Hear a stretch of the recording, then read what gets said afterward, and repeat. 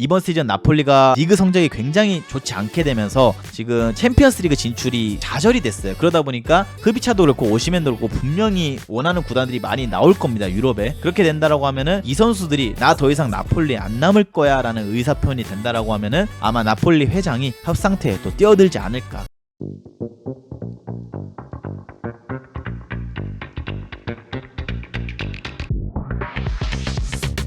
자, 파리 생제르맹 최우선 순위 영입 결단 이적료 무려 1480억 미친 제안을 건넸다라고 합니다. 그래서 요 미친 제안의 주인공은 바로 흐비차라는 선수인데, 요 흐비차 선수는 뭐 나폴리 시절의 김민재 선수 경기를 보면은 많은 분들이 아시겠지만 정말 좋은 능력을 가진 선수예요. 그래서 이 선수가 작년 재작년부터 계속해서 뭐 유럽의 빅클럽들이랑 계속 연결이 됐었었는데, 아쉽게도 뭐 나폴리라는 구단이 워낙 또 장사를 잘하는 구단이고 선수들을 웬만해서 잘 안 내보내주는 구단이기 때문에 이 선수가 아직까지 조금 나폴리에 묶여있는 상황이다, 이렇게 좀 보여지고요. 일단 이 선수가 나폴리랑 계약이 2027년까지 되어 있는 상황이에요. 그래서 이제 이 선수를 재계약을 할 거면은 내년 시즌에 무조건 해야 되고요. 만약에 이 선수 거치가 재계약으로 이어지지 않는다라고 하면은 팔아야 되는 입장이기 때문에 아마 이번 여름 이적 시장에서 빅딜이 나오게 된다라고 하면은 저는 나폴리에서 딱 두 선수가 나올 확률이 매우 높다고 생각해요. 흐비차랑 오시멘. 왜냐하면 이 두 선수가 이번 시즌 나폴리가 리그 성적이 굉장히 좋지 않게 되면서 지금 챔피언스리그 진출이 좌절이 됐어요. 그러다 보니까 흐비차도 그렇고 오시멘도 그렇고 분명히 원하는 구단들이 많이 나올 겁니다. 유럽에. 그렇게 된다라고 하면은 이 선수들이 나 더 이상 나폴리 안 남을 거야 라는 의사표현이 된다라고 하면은 아마 나폴리 회장이 협상태에 또 뛰어들지 않을까. 근데 나폴리라는 구단이 원래 악명이 좀 높은 게, 여러분, 이 구단주가 이적 협상을 할 때 선수들 이적료 뻥튀기를 엄청 많이 시켜요. 그래서 영입을 많이 철회하는 구단들이 꽤 많이 나왔었거든요. 그래서 어떻게 될지 좀 지켜봐야 될 것 같은데, 아마도 흐비차는 파리같이 좀 돈이 있는 자금적으로 여유가 있는 구단들이 접근을 한다라고 하면은 충분히 지갑을 열게 만들어서 판매를 좀 하지 않을까, 이렇게 생각을 합니다. 그래서 파리 생제르맹이 여름 이적 시장을 앞두고 막대한 이적료 투자를 예고를 했습니다. 일단은 킬리안 음바페가 이번 시즌이 끝나고 계약 만료로 떠나는 게 확정이 된 이 상황에서 이를 대체할 자원을 찾고 있는 PSG는 최우선적으로 거론이 됐던 흐비차 영입을 하기 위해서 일단 나폴리로부터 무려 1억 유로 1480억 원의 이적료를 제안을 했고요. 결국 PSG가 만약에 흐비차를 영입하는 거는 결국 나폴리의 결정에 달려있다라고 합니다. 나폴리는 현재 흐비차가 팀의 핵심 선수인 만큼 붙잡고 싶어 하지만 1억 유로라는 거액을 제안받은 만큼 이적을 수락할 가능성도 있다. 특히 나폴리는 다음 시즌 유럽 축구연맹 유럽 클럽 대항전 진출에 실패한 터라 아마 팀 수익이 지난 예년보다 떨어지기 때문에 막대한 이적료 수익이 현재 필요한 시점이다, 이렇게 말씀을 좀 하고 있습니다. 그래서 아마도 챔피언스리그 진출이 좌절된 현 시점에서 여러가지 수익성에서 많이 떨어지게 됩니다. 다음 시즌. 그렇게 됐을 때 나폴리의 흐비차 어디로 떠날지는 좀 우리가 지켜봐야 되는데, 그러니까 콘테가 이 팀에 갈 수도 있는 현재 이 뉴스들이 나오고 있는 상황에서 콘테가 만약에 이 선수를 안 풀어준다라고 하면은 못 떠날 수도 있는 상황이 좀 생길 것 같은데, 아마 이제 좀 떠날 때가 된 것 같다라는 생각도 들어요. 왜냐하면 음바페의 대체자로 저는 흐비차 정도면은 전혀 나쁜 선택이라고 생각하고 싶진 않거든요. 정말 좋은 선수이기 때문에. 근데 음바페만큼 엄청난 파괴력을 보여줄 수 있는 선수냐라고 봤을 때는 그건 또 아니기 때문에 음바페의 대체자는 솔직히 이 세상 어디에도 좀 없다라는 표현을 전 하고 싶어요. 왜냐하면 음바페는 세계에서 축구를 가장 잘하는 축구 선수 중 한 명이기 때문에 음바페의 대체자를 찾는다라는 건 어려운 일입니다. 그래서 이번 이적 시장에서 과연 1480억 원의 정도 되는 이적료를 지를 용의가 있는 PSG가 흐비차를 일단 첫 번째 영입 카드로 떠올랐는데, 흐비차 영입이 거절이 된다라고 하면은 어떤 선수를 또 영입할 수 있을지 지켜보는 것도 재밌을 것 같다. 그래서 이번 시즌 세리아에서 흐비차가 34경기에 나와서 11골 8개 어시스트를 했죠. 총 19개 공격 포인트를 올렸는데 나쁜 기록은 절대 아닙니다. 허나 이제 음바페가 보여줬던 그 득점 기록에 비해서는 많이 좀 뒤처지는 모습을 보여줄 수가 있고, 요 선수는 음바페랑은 좀 다르게 원톱 또는 투톱 스트라이커보다는 오로지 측면 자원으로 좀 많이 활용이 될 수 있는 선수예요. 그래서 음바페 대체자로 만약에 이 선수를 데려온다라고 하면은 아마도 바르콜라랑 이 선수가 경쟁을 하게 되는 구도가 갈 것 같고, 이렇게 되면 이제 바르콜라의 자리가 조금 불안해지기 시작할 거라고 저는 생각을 합니다. 자, 그래서 파리가 이번 시즌 일단은 흐비차 이적이 가장 먼저 떠올랐고, 영입 루머를 좀 보시면은 일단 골키퍼 뭐 사푸노프라는 골키퍼도 지금 이적 시장에서 매물로 나와 있기 때문에 현재 영입 루머에 떠 있고, 그다음에 기마랑이스 이 선수 같은 경우에는 뭐 뉴캐슬 소속이라서 프리미어리그를 보시는 분들은 다들 아실 테지만 정말 좋은 실력을 갖고 있는 수비형 미드필더예요. 그래서 이번 시즌 어떻게 보면 우가르테로 만족하지 못했던 엘리케 감독이 시즌 내내 우가르테를 결국 쓰지 않고 비티냐를 내렸으면서 이 해소를 좀 했는데, 미드필더에 대한 다음 시즌에는 이 자금력이 있는 요 구단에서 파리 정도면은 자금력이 있으니까요, 기마랑이스 정도 되는 정말 단단한 검증된 수비형 미드필더를 데려오려고 아마 할 거예요. 그러다 보니까 지금 요 이적설이 다시 한번 수면 위로 올라와 있는 모습을 볼 수가 있죠. 근데 아마 영입이 좀 쉽지는 않을 거예요. 왜냐하면 기마랑이스 정도 낸다라고 하면은 뉴캐슬에서도 엄청나게 인정받는 자원이기 때문에 쉽게 내주진 않을 거고, 카타르도 중동 자본이고 뉴캐슬도 중동 자본이기 때문에 아마 이 중동 자본의 경쟁이 들어가 있는 이 상황에서 기마랑이스는 쉽게 내주진 않을 것 같다, 이렇게 좀 말씀드립니다. 그리고 벤자민 세스코라는 공격수가 이적설에 올라와 있는데, 제가 처음에 이 선수를 좀 무시하고 자료를 안 찾아봤었어요. 근데 이 선수 진짜 미친 선수입니다. 이게 저도 벤자민 세스코라는 이름만 딱 들었을 때 나라도 그렇고 뭐 이 선수 누구냐 했는데, 이 선수의 자료를 쭉 찾아봤는데 이번 시즌 분데스리가를 거의 폭격하고 있는 선수 중 한 명이기 때문에 정말 매력적인 영입이 될 것 같다. 왜냐하면 지금 공격 자원의 무한이도 그렇고 하무스도 그렇고 굉장히 안 터지고 있는 이 시점에서 공격수가 필요합니다. 근데 오시멘 영입설은 현재 안 뜨고 있는 이 시점에서 다시 한번 스트라이커 자원을 분데스리가에서 찾기 위해서 분데스리가를 눈여겨보고 있는 상황에서 요 벤자민 세스코 영입 만약에 된다라고 하면, 저는 하무스, 무하니, 세스코 요 세 명 중에 아마 한 명은 또 나갈 수도 있지만 충분히 경쟁 체제가 좀 되지 않을까 이렇게 생각을 하고, 이제 마지막으로 모나코에서 뛰고 있는 공격형 미드필더 마그네스 아킬리우제라는 선수까지 이제 영입 루머로 떠오르고 있습니다. 그리고 선수들이 떠난다는 루머도 또 있어요. 이제 솔레르 이 선수 같은 경우에는 뭐 뉴스들이 좀 많이 나왔었죠, 시즌 중에. 솔레르가 관심 있는 클럽이 스페인 리그의 레알 소시에다드에서 솔레르 영입을 좀 관심 있게 지켜보고 있다라고 하고요. 그리고 킬리안 음바페가 이제 떠나기 때문에 킬리안 음바페의 동생인 에단 음바페도 이제 떠날 거다라는 루머들이 계속 떠오르고 있어요. 그래서 과연 음바페랑 솔레르 이 선수들 어차피 떠날 선수들이기 때문에 빠르게 처분을 할 수 있을지 좀 지켜봐야 될 것 같고요. 계약 종료가 되는 선수들도 이제 좀 나오고 있는데 2024년 6월 30일 경으로 이제 계약이 끝나는 선수들입니다. 첫 번째, 킬리안 음바페가 이번 여름에 계약이 PSG와 끝이 나게 되고, 쿠르자라는 왼쪽 풀백도 이번 여름에 계약이 끝나게 되고, 그 다음에 나바스 골키퍼도 끝나게 되고, 리코, 그 다음에 에딘 음바페까지 이렇게 이제 5명의 선수가 이번 여름 이적 시장 끝으로 PSG와의 동행이 끝이 나는데, 저는 쿠르자와는 좀 아쉬움이 좀 들어요. 왜냐하면은 솔직히 프리시즌 때 여름에 작년에 쿠르자가 가끔 나와서 경기 뛸 때 보면은 너무 매력적인 선수라고 저는 생각을 했었거든요. 상당히 피지컬도 있고 그다음에 왼발잡이 선수로서 괜찮은 선수 같다라는 생각을 했었는데, 어쨌든 지금 누누 멘데스가 돌아온 이 시점에 쿠르자가 뛸 수 있는 자리는 거의 없다라고 볼 수도 있죠. 그렇기 때문에 베르나트나 이런 선수들도 내보낸 거라 저는 생각을 해요. 그래서 쿠르자도 아마 팀에서 좀 처분을 하려고 나오지 않을까. 이제 나이도 30대 중반으로 가고 있는 선수이기 때문에, 나바스도 이제 나이가 들대로 들었기 때문에 떠나는 게 어느 정도 암시가 되고 있는 현 시점입니다. 자, 근데 이강인 선수한테 어떻게 보면은 희소식이라고 볼 수 있는 소식이 지금 하나가 현재 지금 나오고 있습니다. 왜냐면은 이게 PSG 정도 되는 구단이면 여러분 이적 시장이 열릴 때마다 거금을 쓸 수 있는 구단이기 때문에 항상 매 시즌이 여러분 경쟁입니다. 옛날에 박지성 선수가 맨체스터 유나이티드 시절 때 그런 말씀을 한 적이 있죠. 우리는 세계에서 축구를 가장 잘하는 선수들이 모이는 클럽 중 하나이기 때문에 경기보다 훈련이 더 힘들다. 아마 파리도 정말 그럴 겁니다. 세계적인 선수들이 오는 구단이기 때문에 경쟁이 치열하고 매 이적 시장 때마다 이 기존에 있던 선수들의 입지 여부도 우리가 좀 봐야 되는데, 일단 이강인에겐 희소식. 분데스리가 첫 시즌 8골 11개의 도움을 기록한 네덜란드 축구 천재, 빅클럽의 뜨거운 관심에 PSG 잔류 가능성이 떨어지고 있다.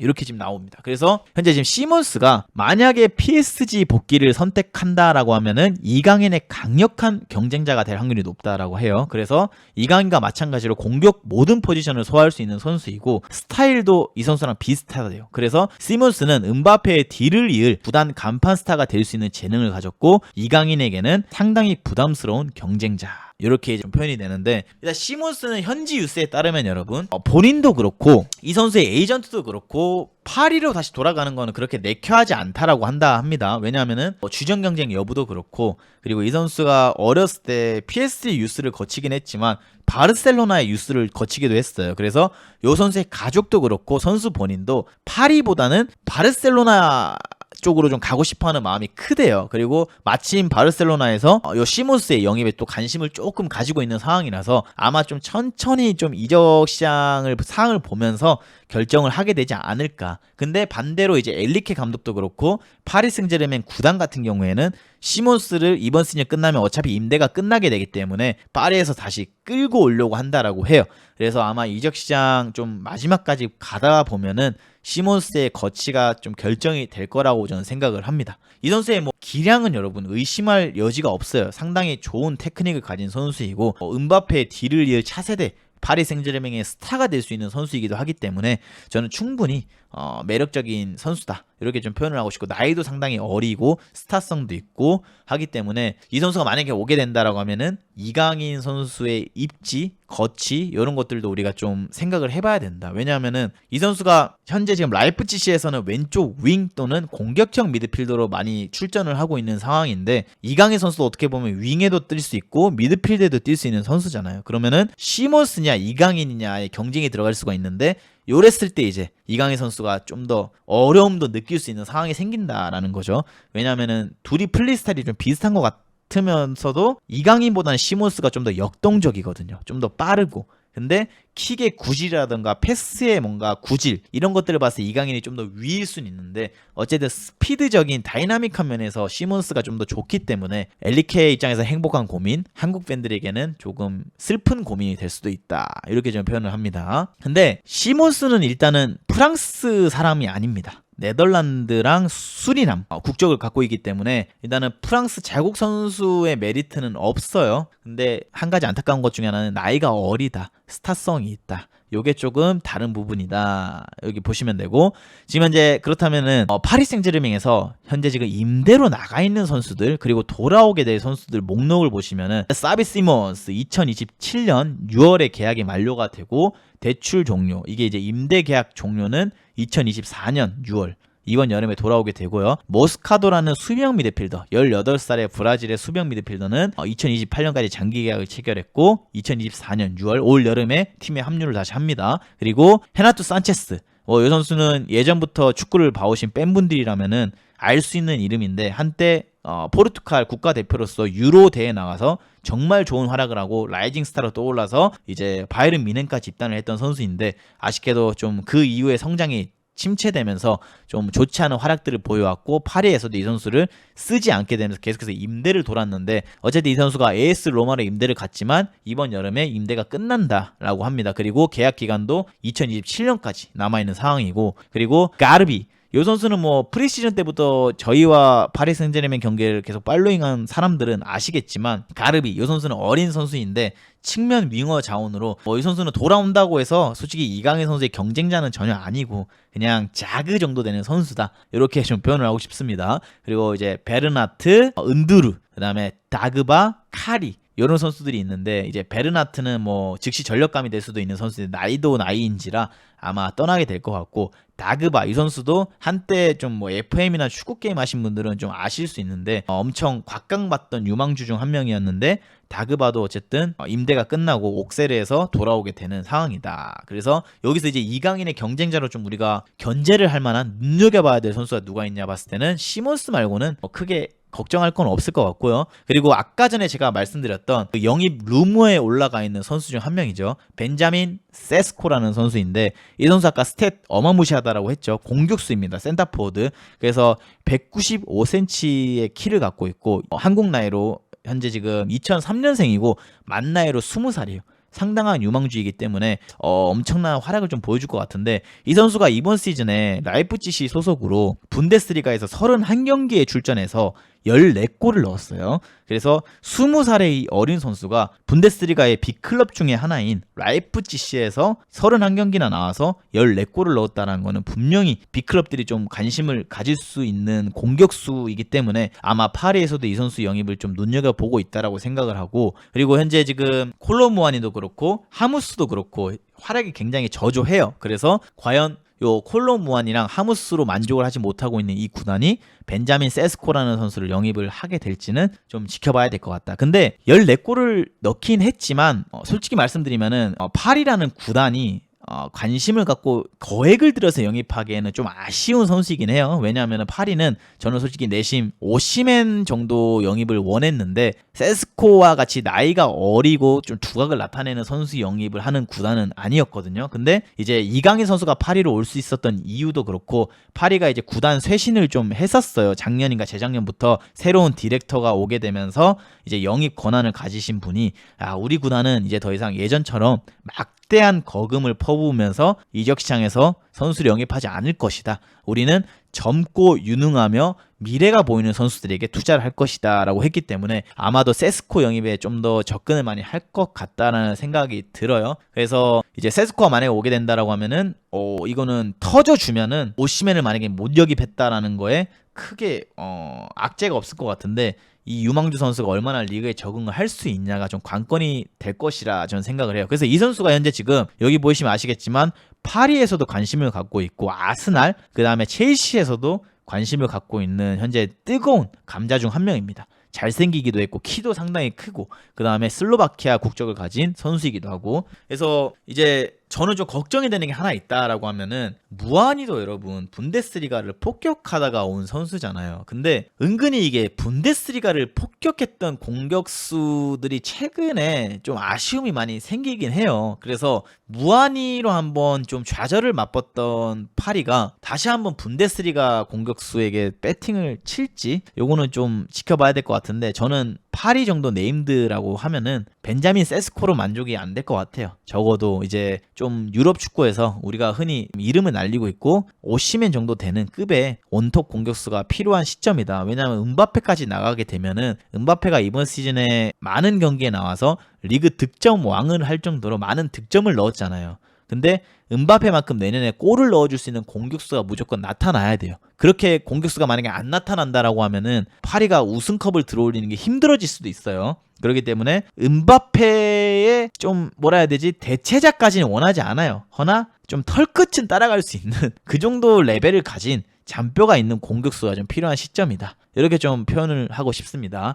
그리고 이제 마지막으로 이강인 선수의 입지, 이강인 선수의 여부, 요거에 대해서 한 번 더 말씀을 좀 드리면은, 이번 시즌 중간에 이강인 선수를 다시 판매할 수도 있다라는 뉴스들이 잠깐 올라왔었는데, 방출 명단에 어떤 언론에서도 올렸고요, 프랑스 쪽에서. 근데 솔직히 그거는 찌라시성 기사일 뿐이고요. 이강인 선수는 그 이후로는 아직까지 새로운 뉴스는 안 올라오고 있어요. 그냥 이 팀과 함께 가는 걸로 계속해서 가고 있고, 어찌됐든 멀티성을 갖고 있는 자원이기도 하고 킥력도 있는 선수이기 때문에 아마도 다음 시즌에 이강인 선수가 좀 더 엘리트 축구 안에 녹아들면서 주전 경쟁에만 이겨내게 된다라고 하면은 아마 탄탄대로를 좀 겪게 되지 않을까, 이렇게 좀 생각을 합니다. 어쨌든 이강인 선수도 파리랑 좀 긴 계약 기간을 체결하긴 했지만, 대부분 이제 파리에 있는 선수들 중에 프리미어리그로 다시 들어온 선수들도 꽤 많거든요. 그래서 이강인 선수도 여기서 좀 스탯도 쌓고 팀에서 주전으로 나가면서 우승 트로피도 계속해서 쌓아 올리면서 한 2년 뒤, 3년 뒤에는 온전히 이제 20대 중후반이 됐을 때, 진짜 기량이 농익었을 때 프리미어리그로 와서 선수 커리어의 전성기 시절을 보내게 된다라고 하면은, 우리 한국에서 이 경기를 지켜보는 팬들도 어떻게 보면 리그왕보다는 프리미어리그에 좀 더 관심이 많잖아요. 그래서 그때 이강인의 좀 그 모습을 저는 기대를 많이 하게 돼요. 지금 당장의 이강인의 모습보다는.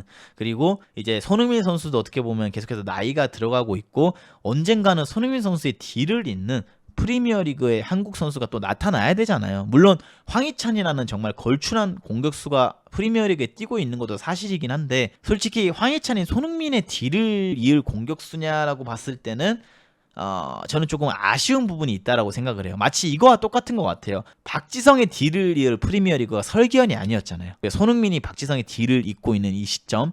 그래서 만약에 손흥민 선수가 앞으로 2년, 3년 정도 더 절정의 기량을 펼쳐주면서 토트넘에서 뛰고 이제 떠나게 된다라고 하면은 딱 2년 뒤, 3년 뒤에 이강인 선수가 한국 나이로 25살, 26살이 됐을 때 프리미어리그로 딱 들어가서 정말 좋은 활약을 하게 된다라고 하면은 다시 한번 우리는 손흥민의 세대에 살고 있다가 이강인의 세대로 넘어오는 라이징 스타가 세대 교체가 확실하게 되는 좀 시점을 맞이하게 되지 않을까, 이렇게 좀 저는 생각을 해봅니다. 그래서 어쨌든 가장 중요한 거는 이번 시즌 냉정하게 말하면은 주전 경쟁의 막판에는 많이 밀렸어요. 그래서 다음 시즌 일단 프리시즌 정말 잘 준비하고 부상 없이 프리시즌을 깔끔하게 마무리하면서 주전 경쟁에서 일단은 우위를 점하는 게 이강인 선수한테는 가장 중요한 과제이기도 하고요.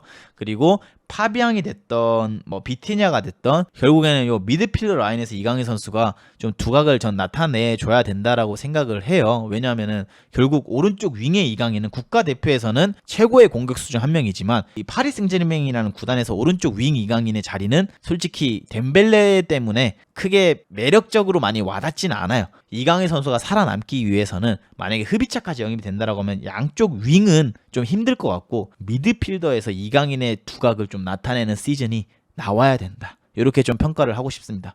이강인 선수 다음 시즌도 정말 좋은 활약을 해주기를 저는 간절히 응원을 좀 해봅니다, 여러분.